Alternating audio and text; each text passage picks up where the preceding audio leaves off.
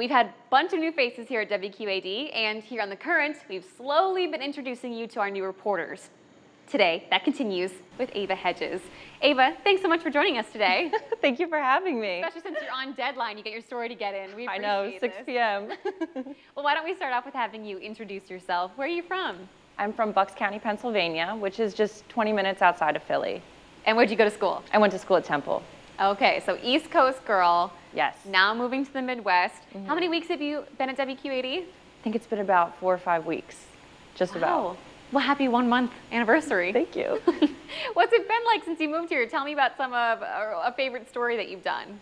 So far, my favorite story has been the Nahant Marsh. That one was a lot of fun because it was just so beautiful out that day, and the weather was perfect, and I got to get a bunch of like really pretty shots for my story that day. Remind people, what was that story about? That story was about they were holding an event for teachers to come, teachers and educators to come, and I'm so sorry, I'm like forgetting. Yeah, no, we do so many stories. It was like an education No, yes, center. it was an education center. Yeah. So they had the teachers come and they spend a week in the Quad Cities. See, there you go. Exactly. They spent a week in the Quad Cities and they learned a bunch of things about the importance of the Mississippi River and the importance of the marsh to the Mississippi River.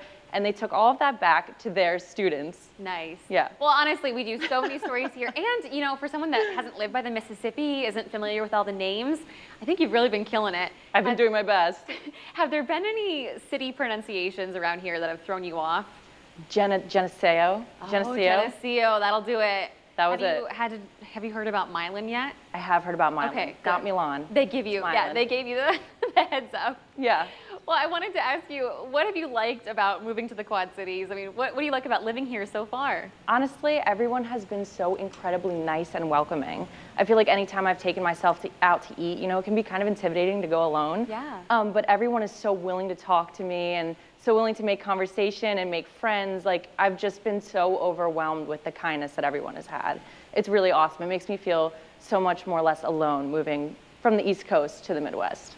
And are you a runner? Yes. Okay. I thought I've seen you like down by the river. What do you think of that? I think it's awesome. You know, there's always a nice breeze coming off the river every time I'm running, so I never get too hot. It makes the runs enjoyable, and I love it.